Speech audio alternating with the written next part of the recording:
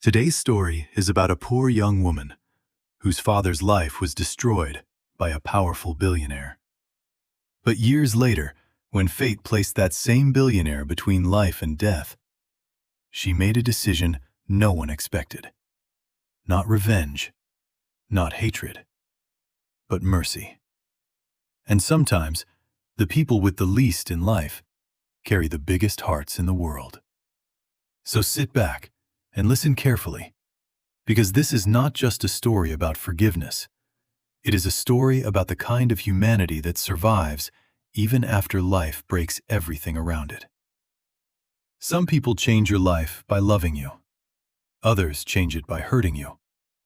And sometimes, the most powerful truth of all is born in the impossible moment when the wounded choose mercy over revenge. Sophia Turner had spent so long surviving that she had almost forgotten what it felt like to expect anything beautiful from life. She was 24 years old, though hardship had already taught her the kind of silence most people did not learn until much later. Her days began before sunrise and ended long after the city had gone quiet. She worked in the cafeteria of St. Andrew's Medical Center, a large hospital in downtown Chicago, where the lights never truly dimmed and the hallways never stopped carrying the sound of footsteps, whispered prayers, hurried wheels, and bad news arriving in careful voices. By day, she stood behind a counter in a pale blue uniform, pouring coffee for doctors, heating soup for anxious husbands, handing sandwiches to nurses who had forgotten what time it was, and watching strangers learn how small their lives could suddenly feel inside hospital walls.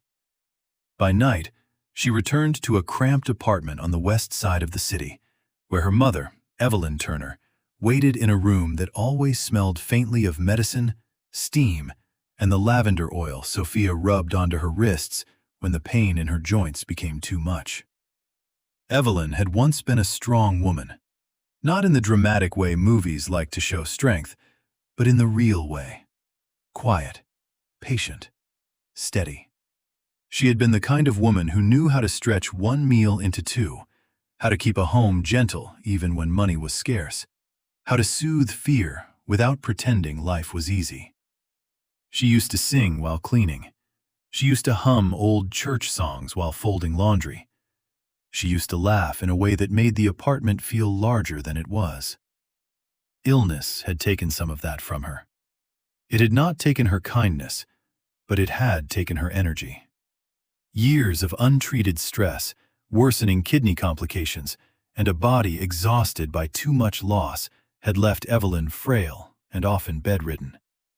Some nights, her breathing was shallow. Some mornings, her hands shook when she reached for a glass of water. Sophia learned how to help without making her mother feel like a burden. She managed medicines, cooked what they could afford, checked symptoms, stayed awake through fevers, and quietly postponed every dream that required time, money, or rest. Her life contained no luxury, no comfort, no safety net, only responsibility, only sacrifice, only the daily discipline of being needed. And yet, for all the heaviness in her world, Sophia had not become cruel. That was the remarkable thing. Life had pressed against her from every side, but something inside her still resisted becoming hard. Before we go any further, tell me in the comments where you are listening from, and subscribe to the channel for more powerful emotional stories like this one. If anyone at the hospital noticed Sophia, they usually noticed the same things. That she was always on time, that she never forgot an order, that she spoke softly even when the cafeteria was loud, that she never seemed to complain. People mistook that for simplicity. They often do. They see quiet people serving coffee or wiping tables or carrying trays, and they assume no great storm has ever passed through those lives. But Sophia Turner carried a history that still lived inside her, like an old wound that had healed over without ever truly closing. Her father, Daniel Turner, had once owned a small medical supply business on the edge of the city. It was not a large company, Not the kind that drew magazine profiles or investor interest, but it was honest work. He employed a few dozen people. He believed in fair prices, solid contracts, and paying his workers before paying himself. He had built the business slowly, with patience and pride, and for a while, it had given the Turner family something dangerously close to stability. Then, Richard Coleman entered the picture. America knew Richard Coleman as a billionaire visionary. Financial channels called him brilliant. Business journals called him relentless. Young entrepreneurs repeated his quotes online as if hunger itself had learned to speak in a tailored suit. He had investments in biotech, logistics, hospitals, real estate, and private equity. He was one of those men who seemed to collect industries the way ordinary people collected regrets. To the world, he was a genius. To the Turner family, he was the beginning of ruin. Coleman Healthcare Logistics had moved aggressively into Daniel Turner's market. At first, it looked like competition. Then came the pressure. Suppliers were bought out. Pricing was undercut in ways no small business could survive. Legal teams challenged existing contracts. Distribution channels shifted overnight. A buyout offer was made. Cold, calculated, insulting. Daniel refused. After that, the real war began. Within a year, his company collapsed. Sophia was 16 when she first understood what humiliation looked like in a grown man's eyes. It was in the way her father stopped sitting fully upright at the dinner table. It was in the way he stared too long at unpaid notices. It was in how he began saying, "I'm working on it," even when no one had asked. It was in the silence that entered the apartment and stayed there. Depression took him slowly, not with dramatic speeches, not with visible breakdowns, with something quieter, something meaner. He smiled less, he spoke less, he slept badly. He stopped making plans. The man who once believed effort could repair almost anything became a man who moved through the house like someone apologizing for existing inside it. He died 2 years later. The death certificate said heart failure. Sophia had always thought the truth was less medical and more cruel. Some hearts do not simply stop. Some hearts are broken until the body can no longer pretend otherwise. Richard Coleman never met Daniel Turner face to face. That was the ugliest part. He did not need to. Powerful men often destroy lives from conference rooms and still sleep well because they never have to hear the sound of what they crushed. Sophia had carried that knowledge for years. She did not talk about it much. Poverty leaves no time for long hatred. There are too many bills, too many shifts, too many prescriptions to fill. But the name Richard Coleman had never completely left her life. It lived in old paperwork, in her mother's tired silences, in memories of eviction notices, pawned jewelry, canceled college plans, and one winter when the heat was shut off for 3 days. So when the emergency happened at St. Andrew's Medical Center on a gray Thursday afternoon in January, Sophia was not prepared for how violently the past would return. It started as a tremor in the normal rhythm of the hospital. A trauma team was called. Security moved faster than usual. Private personnel appeared. Administrators stopped pretending calm. Nurses whispered in clusters near elevators. 2 surgeons crossed the cafeteria entrance, speaking in low, urgent voices. A black SUV convoy had arrived at the emergency wing, followed by media control requests and tightened access. Someone important was here. Someone very important. By mid-afternoon, the name reached the cafeteria. Richard Coleman. Sophia did not drop the tray she was carrying, but her fingers tightened hard enough around the edge to turn her knuckles pale. He had been admitted in critical condition. What exactly had happened changed depending on who was whispering, but the core truth settled quickly. Severe renal failure, internal complications, a collapse that had come fast and hard. One kidney was already gone as a functional option. The other was failing. His condition was deteriorating by the hour. By evening, the details sharpened further. Without an immediate compatible kidney donor, Richard Coleman was going to die. Sophia heard the words directly, not from gossip, but from the half-open doorway of a physician consultation room while she refilled coffee for an overnight station. Dr. Michael Reeves, one of the transplant specialists, sounded exhausted. "We can stabilize him for a little while," he said, "but not enough. If we don't get a donor, this turns into a countdown." Another voice answered, tense and disbelieving. "Family?" Michael gave a short breath that was almost a bitter laugh. "They're all offering money, all offering support, all asking if we can fly people in. No one's stepping forward to donate." "And the extended relatives?" "Same story." Sophia stood frozen just outside the room. The second voice lowered. "So what now?" Michael answered in the hard tone doctors use when compassion has to pass through facts. "Now we wait and hope a miracle decides to be practical." Sophia walked away with the coffee pot still in her hands and felt as if the floor beneath her had become unfamiliar. For the rest of her shift, she moved mechanically. Her body kept working, but her thoughts had become a storm. Richard Coleman was dying.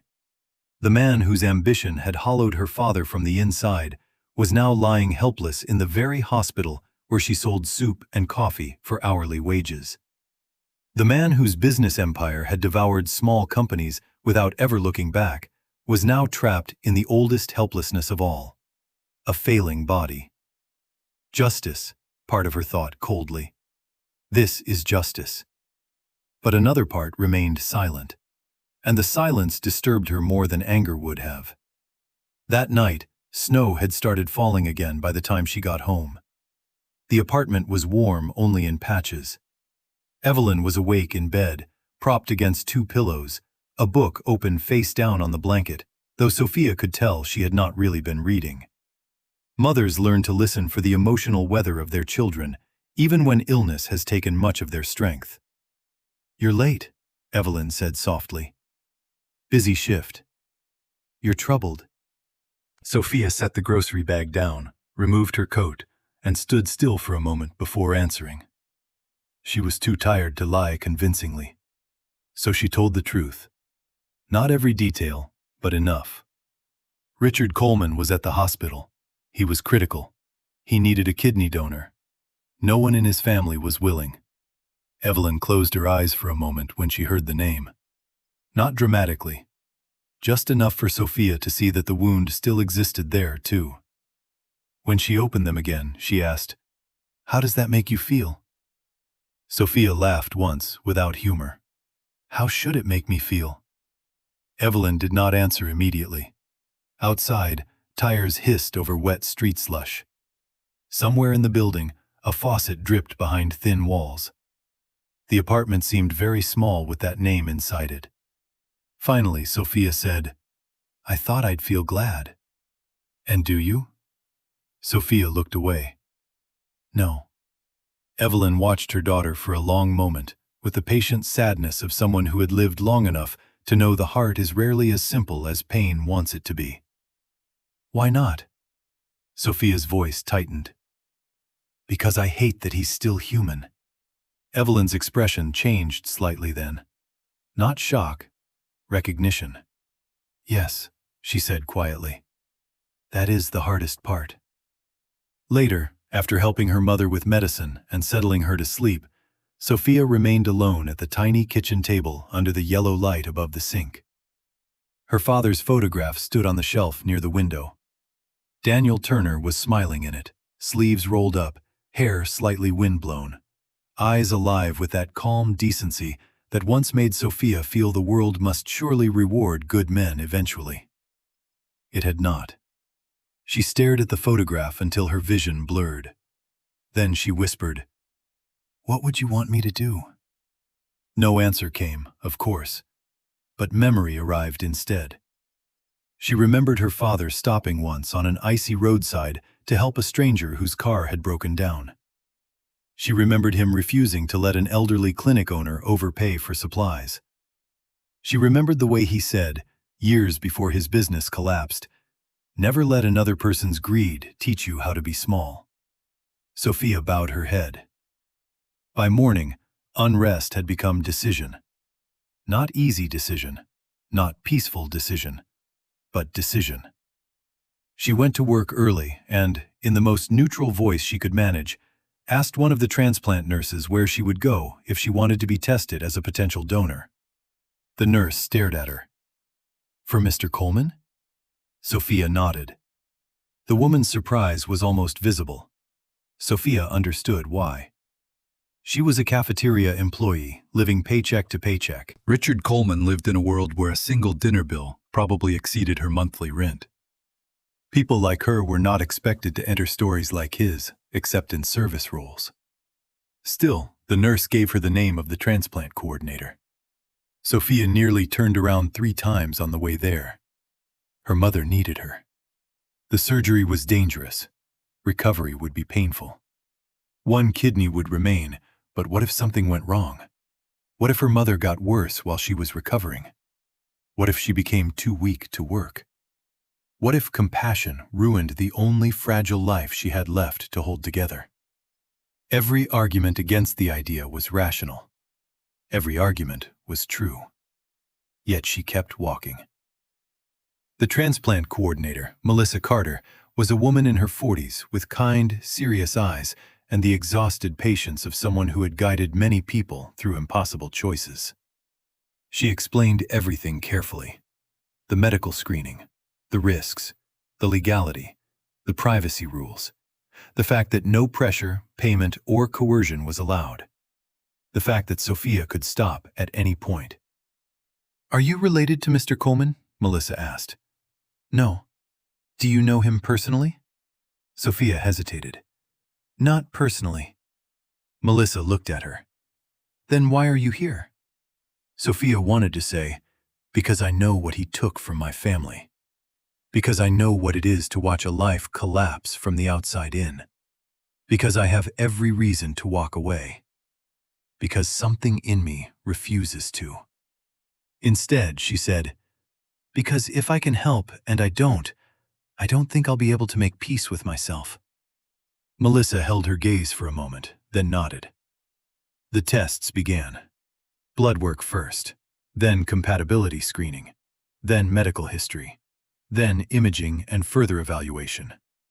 The process moved fast because time had become brutally valuable. At each stage, someone reminded Sophia that she could refuse. At each stage, fear deepened. When they explained surgical complications, her stomach turned. When they asked whether anyone depended on her physically or financially, she thought of her mother alone in the apartment and nearly stopped. When the nephrologist described the recovery period and the importance of long-term health monitoring, she almost stood up and said she could not do this. Then the final match results came back. Perfect. Not acceptable. Not close. Perfect.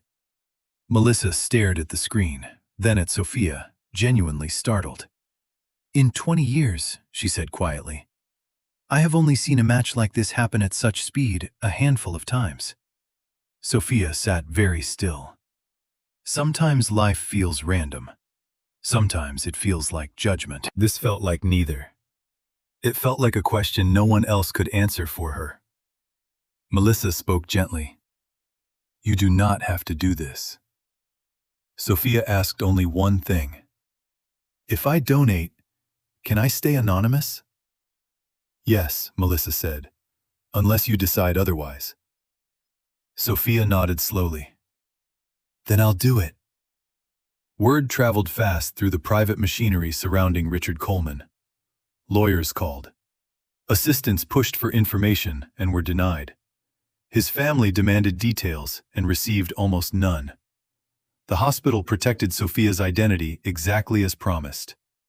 Richard Coleman's team was told only that a living compatible donor had been found, medically cleared, and willing to proceed. Sophia signed the final consent papers in a room that felt too quiet for something so enormous. Her signature did not look dramatic. Just her name in blue ink, slightly trembling near the last letter. Then she went home and told her mother. Evelyn listened in silence. The room seemed to contract around them. For a while, neither spoke. Then Evelyn said, very softly, "You chose this." Sophia nodded. Tears rose in her mother's eyes. "You could have said no. I know. After everything he did to your father, you could have walked away." Sophia's own voice broke then. "I know. Then why?" Sophia took a long breath that trembled on the way out. "Because if I let him die when I can save him, then I'll carry him inside me forever. Not as a man, as poison. And I'm tired, Mom. I'm so tired of pain deciding what kind of people we become." Evelyn closed her eyes, and a few tears slipped down her face. When she finally opened them, there was fear there, and pride, and grief, and love so large it made the small apartment feel holy for a moment. "You are your father's daughter," she whispered. The surgery was scheduled for the next morning. Sophia barely slept. The hospital looked different when she entered, not as a worker, but as a patient. She was given a room, a gown, a bracelet, instructions, reassurances, forms, repeated explanations. Nurses came and went. Surgeons spoke in careful tones. Consent was reconfirmed. A social worker checked her emotional readiness. Melissa squeezed her hand once before leaving and said, "You can still stop." Sophia looked at the ceiling and said, "No, I'm staying." Somewhere else in the building, Richard Coleman was being prepared too. She did not see him. Part of her was grateful. The moment before anesthesia felt strangely ordinary. Machines beeped. Light shone too brightly. Someone adjusted the blanket near her shoulders. Someone asked her to count backward. Her last clear thought before sleep took her was not of Richard Coleman. It was of her mother, of the apartment window in winter, of her father's old photograph, of the fragile, impossible hope that mercy might still mean something in a world that rarely rewarded it. Then the darkness came, and afterward there was pain. Pain in waves. Pain like fire under the skin. Pain blurred by medication and time. Sophia surfaced into consciousness in fragments. Light, sound, the dryness in her throat, the heavy wrongness in her body. Voices moving around her. Her mother's hand against her hair at some point, though she was not sure whether she had dreamed it. A nurse telling her the surgery had been successful. Another checking vitals. A doctor saying both patients were stable. Both patients. The phrase felt surreal. She had crossed into another person's life in the most intimate biological way possible, and yet the distance between their worlds remained absurdly vast. Recovery was slower than courage. That, Sophia learned quickly. It is one thing to choose sacrifice in a moment of conviction. It is another to live inside the weakness that follows. She hurt when she moved. She slept badly. Fatigue clung to her. Her mother tried not to let Sophia see her fear, but fear lived openly in Evelyn's face during those first days. Still, she cared for her daughter the best she could, making tea, adjusting blankets, whispering little prayers she had not spoken aloud in years. The hospital administration handled Sophia's case with unusual care, partly because she was one of their own workers, partly because everyone involved understood, at least vaguely, the moral strangeness of what she had done. No publicity was released. No press statement named her. No cameras came. The world outside remained focused on Richard Coleman's miraculous stabilization. News sites reported that a donor had been found in time. Financial media called it extraordinary fortune. Commentators praised medical coordination. Stock analysts speculated about leadership continuity at Coleman Holdings. No one said her name. Sophia preferred it that way. But secrets, even protected ones, do not always stay where they are placed. Richard Coleman woke slowly into survival. The first days after his surgery were fogged by pain medication, weakness, and the disorientation that often follows proximity to death. For a while, he understood only the basics. He was alive. A transplant had succeeded. A donor had been found. His body, against expectation, had been given more time. His family visited in expensive coats and anxious faces. His lawyers managed information. His executive staff sent careful messages. Everyone seemed relieved. Everyone spoke softly. Everyone behaved as though life had performed a miracle specifically for him. Then, as strength returned, curiosity hardened into need. Who was the donor? At first, the hospital refused to tell him. Then he asked again. Then he used the force of a lifetime spent being obeyed. Eventually, once it was clear that the donor's privacy request could be legally reconsidered after a certain interval and after careful mediation, the information reached him through restricted channels he should perhaps never have accessed. The name struck him like a blow. Sophia Turner. Richard stared at the document in his hands for a long time without fully understanding why the room suddenly felt altered. Turner. The name lifted something old from the ash of memory. Daniel Turner. Small medical supply firm. Midwest regional distribution case. An acquisition war 15 years earlier. A stubborn owner who had refused a buyout and lost everything when the market turned against him. Richard had not remembered the family. Men like him rarely did. Deals were numbers, risk maps, territory, leverage. The human wreckage seldom remained in view long enough to interfere with momentum. But now, fragments returned. A report on Turner Medical Distribution.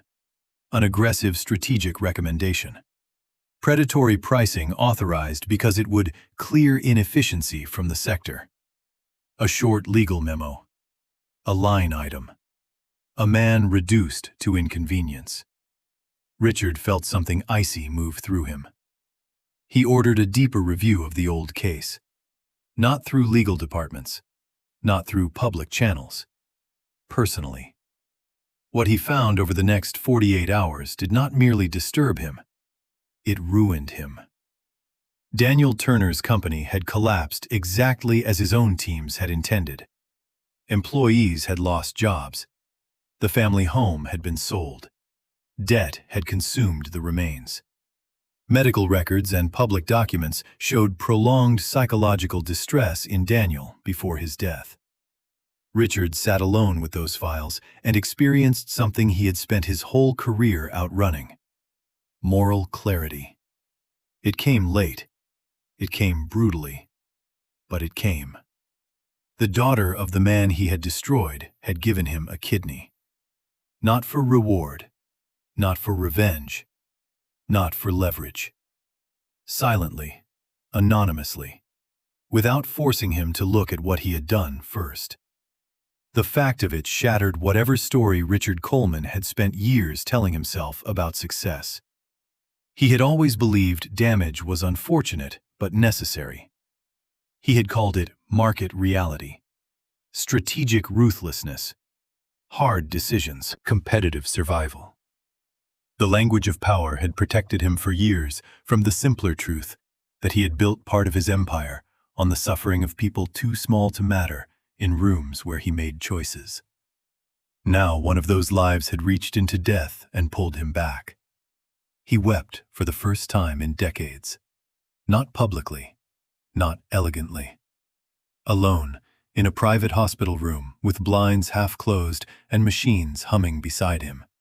He covered his face with both hands and wept like a man who had finally discovered that wealth cannot shield a conscience forever.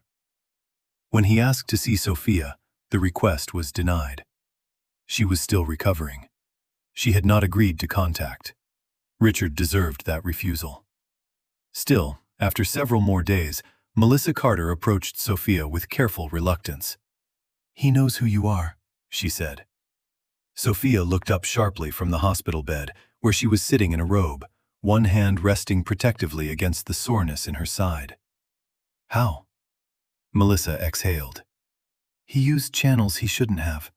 We're dealing with that. But yes, he knows. Sophia's first reaction was not fear. It was anger. Not hot anger, something older, tired anger. The kind that comes from realizing the powerful still expect access even after being saved. I don't want publicity. You won't get any. I don't want his people contacting my mother. They won't. Melissa hesitated. He asked to see you. Sophia's jaw tightened. No. Melissa nodded, unsurprised. That is entirely your right. Days passed. Sophia was discharged. Going home should have felt comforting, but recovery inside poverty is never simple. Rest becomes another expense. Medication must be managed. Missed work threatens bills. Pain does not pause rent. Richard Coleman, meanwhile, could have covered her entire life 10,000 times over with money he probably no longer noticed. The imbalance of that truth made Sophia physically ill. Still, she healed. Slowly. Painfully. And in the quiet of those days, the moral enormity of what she had done did not feel noble. It felt inconvenient, heavy, exhausting. She needed help getting out of bed. She moved carefully through the apartment. Her mother watched her with a tenderness so full of ache it sometimes made Sophia look away. 1 week after discharge, there was a knock at the apartment door. Sophia thought it might be the landlord, or a neighbor, or a delivery mistaken for the wrong address. Instead, when she opened the door, she found Richard Coleman standing in the dim hallway, wearing a dark coat and a face that looked years older than the one she remembered from magazine covers. He was thinner, palest beneath the winter light. Still unmistakably powerful in posture, but something had cracked beneath it. Sophia stared at him. For a second, neither spoke. Then she said, coldly, "You have no right to be here." Richard swallowed. "You're right." She almost shut the door. He placed no hand against it, made no move to stop her. "I came alone," he said quietly. "No press, no assistance, no security inside. If you tell me to leave, I will." Sophia looked at him with the stillness of someone holding too much history in one body. Behind her, Evelyn called weakly from the room. "Sophia?" Richard heard the voice and lowered his eyes. That one sound seemed to age him even more. Sophia should have sent him away. Perhaps that would have been easier. But exhaustion sometimes creates its own form of honesty. After a long pause, she stepped aside once. 5 minutes. Richard entered an apartment smaller than some of his walk-in closets. He noticed everything.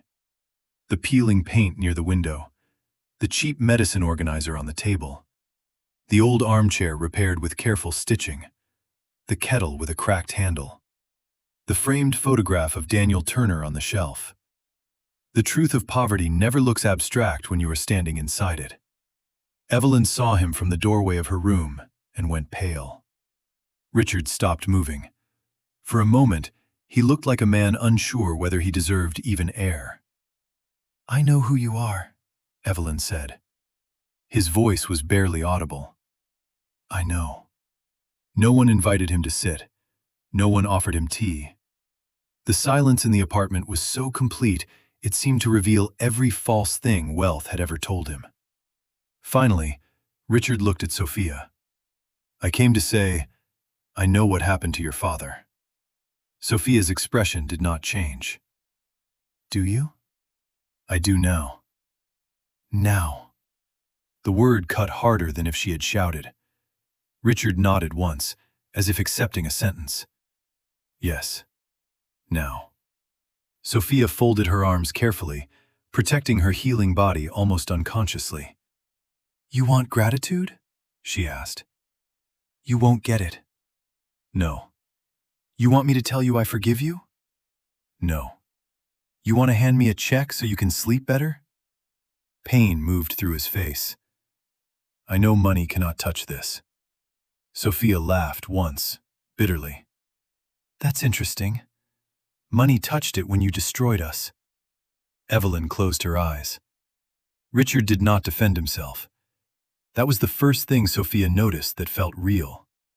Men like him usually came armed with explanations, context, market language, legal phrasing, polished regret. But Richard Coleman stood in their apartment with nothing except the visible shock of finally understanding his own damage. "I can't undo what I did," he said. "I know that. I know there is no amount of remorse that gives your father back. I know that even being here may be an insult, but I needed to tell you myself. I was wrong. Not just aggressive, not strategic. Wrong. I ruined your family, and you saved my life anyway." Sophia held his gaze. When she spoke, her voice was quiet. "I didn't save you because you deserved it." Richard nodded. "I know. I saved you because I refused to let your cruelty decide who I am." The words landed in the room with almost physical force. Richard looked down, and for the first time in his adult life, he seemed like a man stripped of every useful identity. No billionaire, no chairman, no visionary.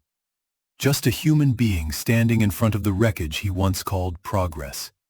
He turned slightly toward Daniel Turner's photograph. "I should have known his name as more than a file." Evelyn answered that.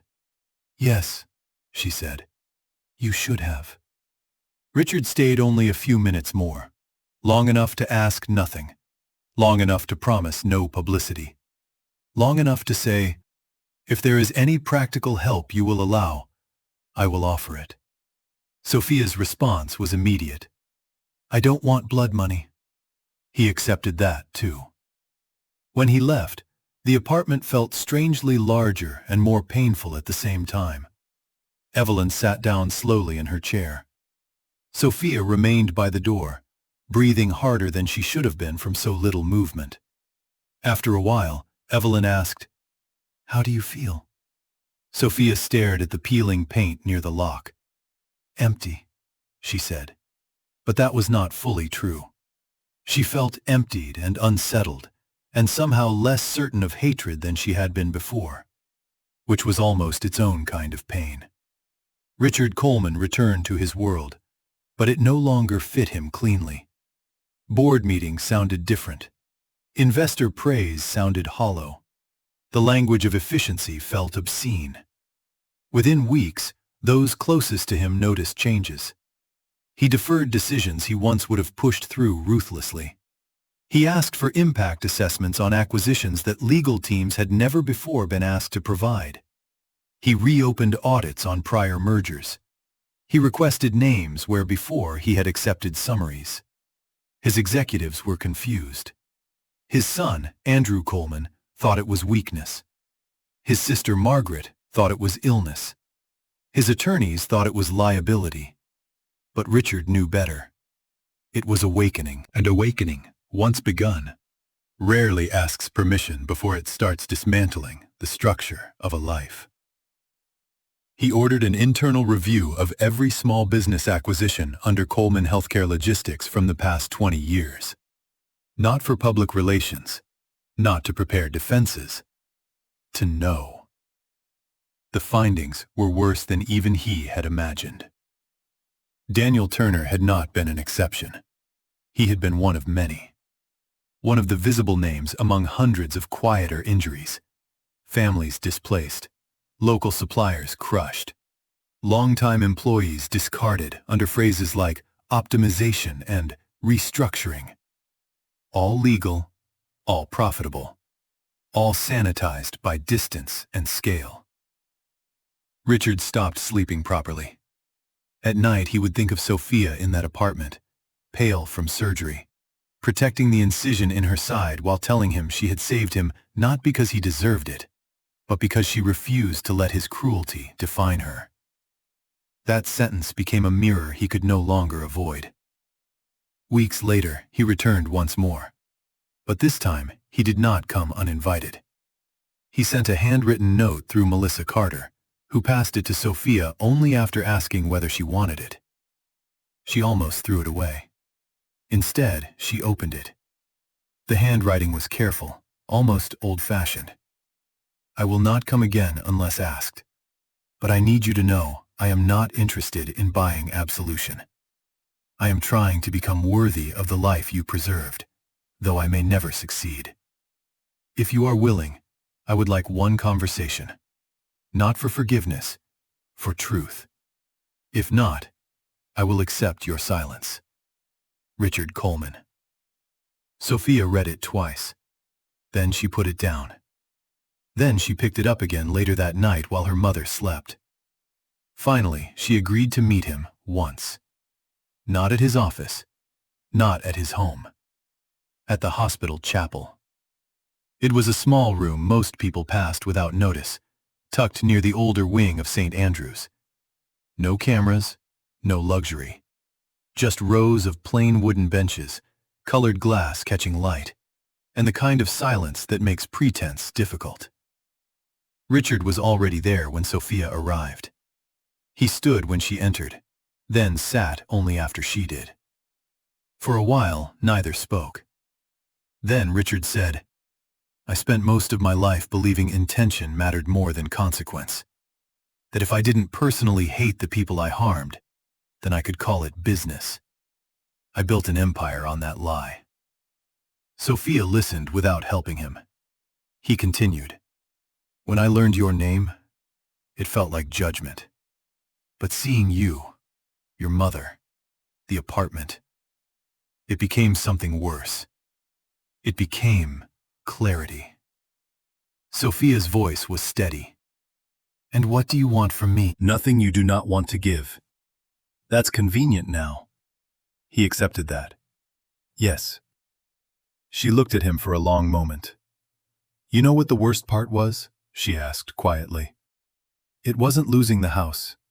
It wasn't leaving school plans behind. It wasn't even the debt.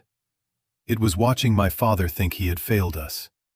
Watching him feel small because someone richer decided his life was disposable. Richard closed his eyes briefly. Sophia went on, her voice trembling only slightly now. He used to be warm, funny, patient.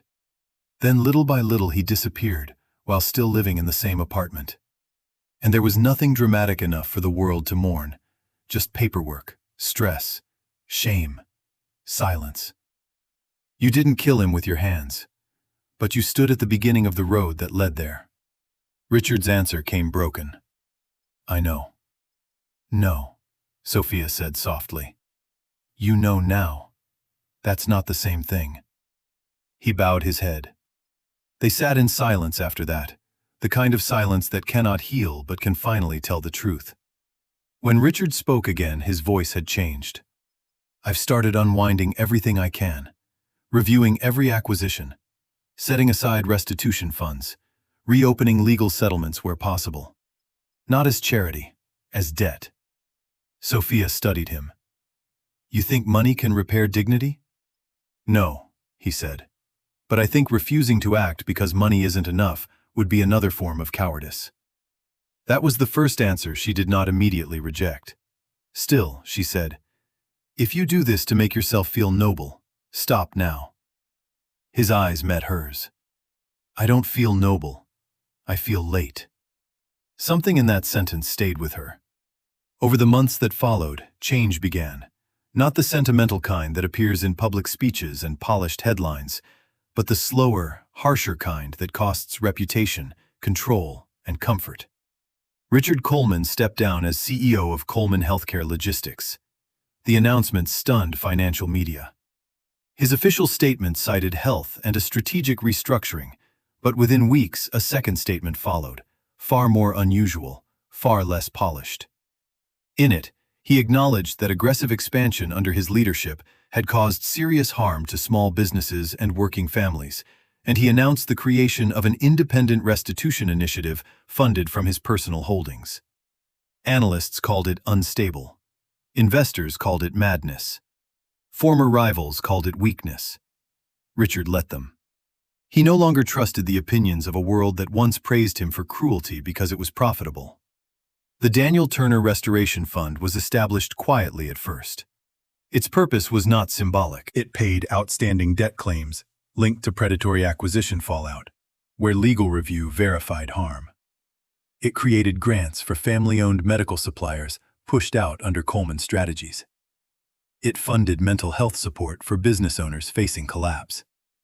It restored pensions in several disputed cases.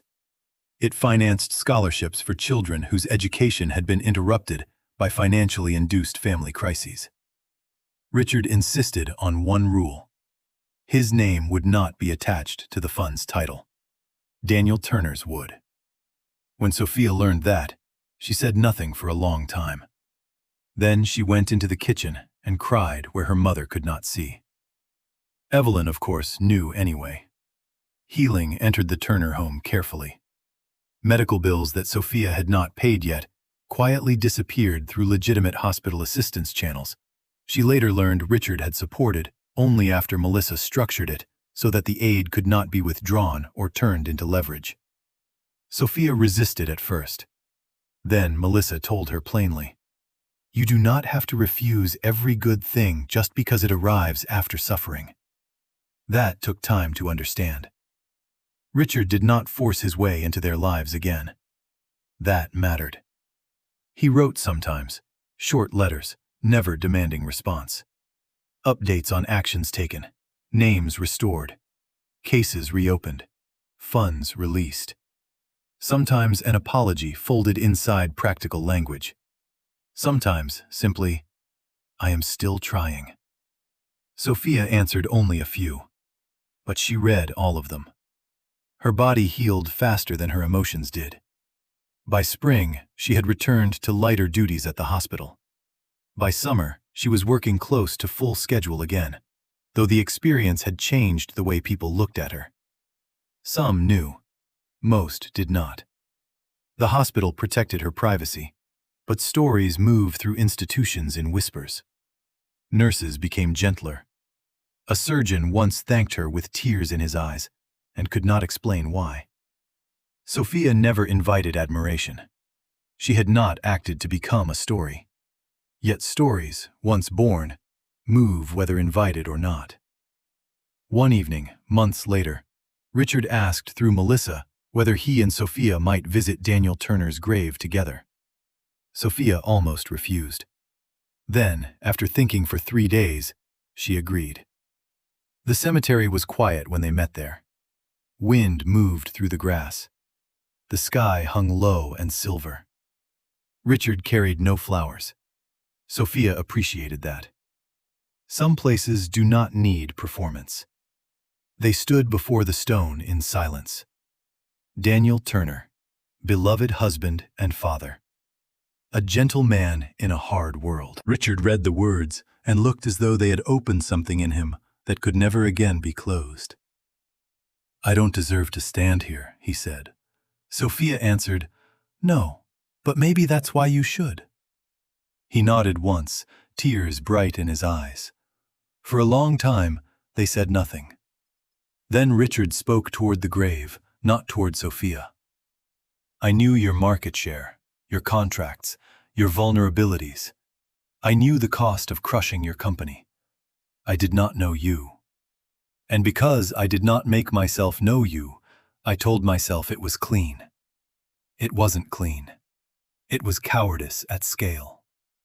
The wind shifted around them. Sophia watched him not with softness exactly, but with a kind of sober recognition. Guilt had not destroyed him. It had finally made him honest. When they left the cemetery, something unspoken had changed. Not forgiveness completed, but forgiveness made possible. That autumn, Evelyn's health worsened briefly, and Sophia found herself once again at the edge of exhaustion. This time, however, she was not standing there entirely alone. Richard arranged specialist consultations when asked, and only when asked. He never appeared without warning. He never sent gifts that announced his wealth. He learned, slowly and imperfectly, that repair begins not with display, but with respect. Andrew Coleman hated all of it. Richard's son had grown up inside comfort and inherited the moral laziness of those who benefit from systems they never had to examine. He confronted his father openly one evening in the Coleman penthouse overlooking the city. "You're dismantling your own legacy because one girl made you emotional." Richard looked at him for a long moment. "No," he said. "I'm dismantling a lie because one woman had more humanity after losing everything than I had while possessing the world."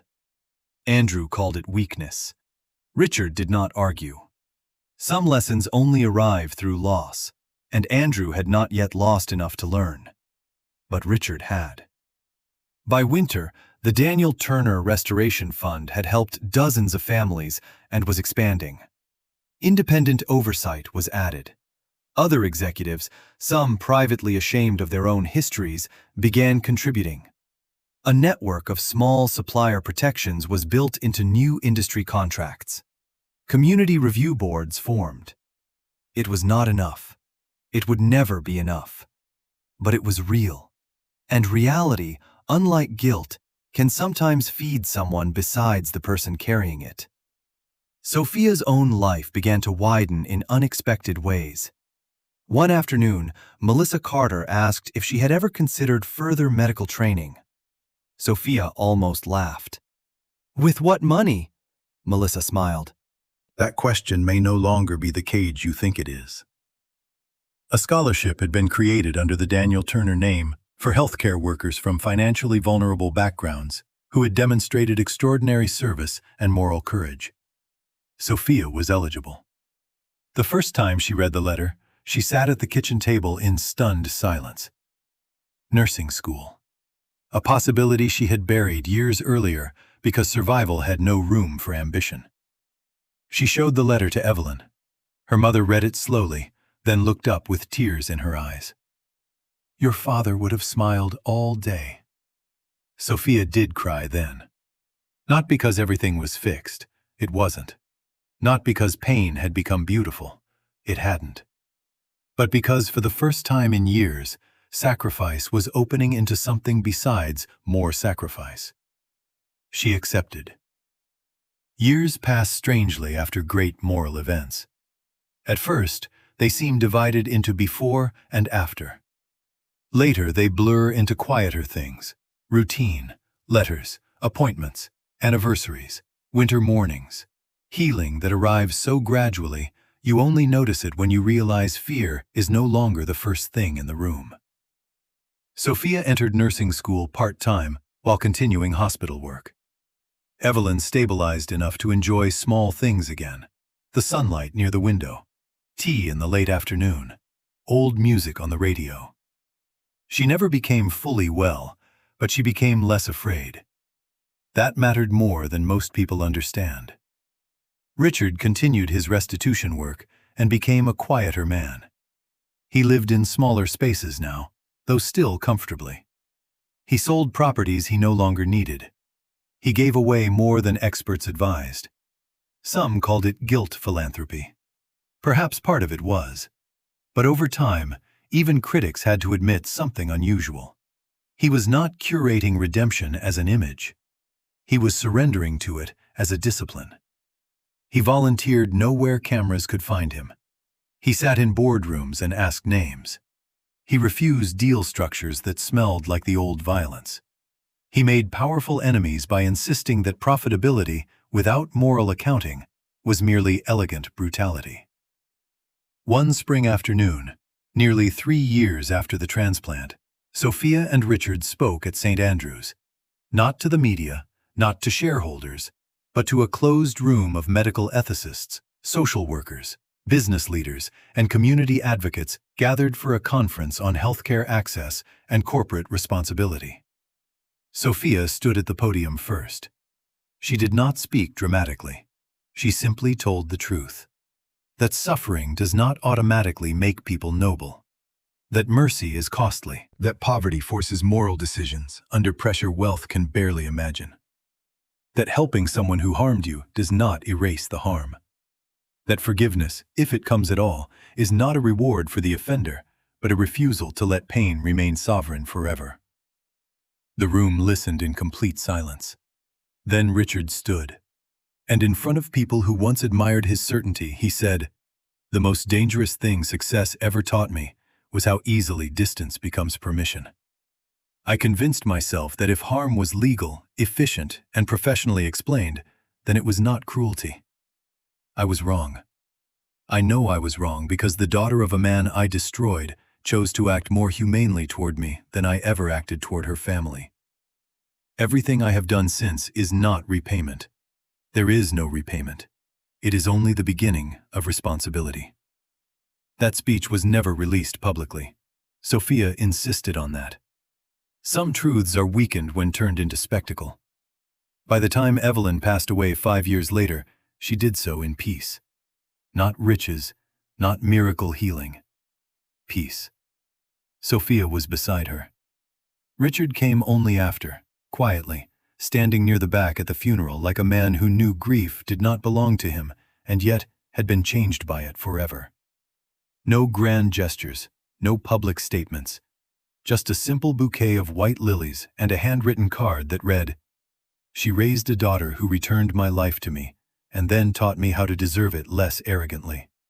I will remain in her debt and in your honor." Sophia kept the card, not because the past had vanished, but because some words arrive honestly enough to be kept. Years later, people told the story in simpler ways than it deserved. A poor girl saved a billionaire. A ruthless businessman was redeemed. A donor forgave the man who destroyed her father. But life is never healed by simplification. The true story was harder and holier than that. A young woman living under the weight of duty refused to let inherited pain turn her soul bitter. A sick mother watched her daughter choose compassion without surrendering truth. A powerful man, finally forced to see the human cost of his success, discovered that guilt is useless unless it becomes change. And somewhere between loss and mercy, a different kind of justice emerged. Not the kind that erases scars, but the kind that stops lying about them. Sophia did not become rich in the careless way people fantasize about after hearing stories like hers. That was never the point. She became something more difficult and more lasting.